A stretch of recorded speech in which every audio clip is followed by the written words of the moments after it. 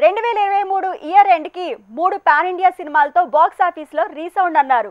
Animal talk week అయింది, కానీ వసూళ్ల kick shock ఇచ్చింది. డంకీ, ఆక్వామ్యాన్ 2 మూవీలు సలార్ కి బ్రేక్ వేస్తాయన్నారు, కానీ సీన్ రివర్స్ అయింది. మొత్తంగా ఇయర్ ఎండ్ కి అంచనాలు ఎలా తారుమారయ్యాయి?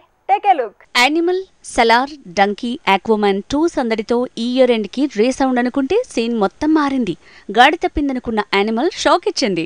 ట్రైలర్ తో నిరాశపరిచిన సలార్ సర్ప్రైజింగ్ సునామీ క్రియేట్ చేసింది. నిజానికి సలార్ కంటే ముందే వసూళ్ల వరద తెచ్చుకునేందుకు డంకీ మూవీతో షారూఖ్ ఖాన్ టీం ఐమాక్స్ ని కబ్జా చేశారంటారు. సలార్ కి పీవీఆర్ ఐనాక్స్ లో ఎక్కువ స్క్రీన్లు దక్కకుండా రాజ్ కుమార్ హిరాని అంత చేస్తే డంకీ రిజల్ట్ రివర్స్ అయింది. డంకీకి ఒకవైపు ఆక్వామ్యాన్ 2, మరుసటి రోజు సలార్ పనిచేస్తాయన్నారు. విచిత్రం ఏంటంటే సలార్ సంగతి పక్కన పెడితే ఆక్వామ్యాన్ 2 మూవీ డంకీకి పోటీగా కాదు కదా, మరే సినిమాకు పోటీ కాదనేలా నిరాశపరిచింది.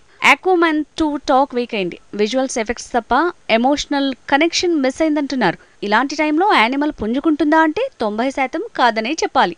కారణం సలారే. యానిమల్ మూవీ టాక్ వీక్ అయినా వసూళ్లు వీక్ కాలేదు. 1000 కోట్ల వైపు పరుగులు తీస్తున్నాయి ఈ సినిమా కలెక్షన్స్. ఒకవేళ donkey, Aquaman 2, Salaar talk week అయితే యానిమల్ వచ్చి ఈ సీజన్ ని కూడా కబ్జా చేస్తుందన్నారు. కానీ సలార్ టాక్ వీక్ గా ఏమీ లేకపోవడంతో సీన్ మారిపోయింది. డంకీ ఢీలా పడింది. ఆక్వామ్యాన్ 2 రిజల్ట్ రివర్స్ అయింది. దీంతో జోరంతా సలార్దే అంటున్నారు. కాకపోతే ఇంకా యానిమల్ సందడి పూర్తిగా తగ్గలేదు.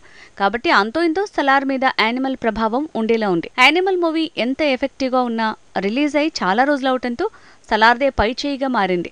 2 రోజుల్లో సలార్ ప్రభంజనం చూస్తే ప్రశాంత్ నీల్, ప్రభాస్ కాంబో మ్యాజిక్ చేసిందనుకోవాల్సి వస్తోంది.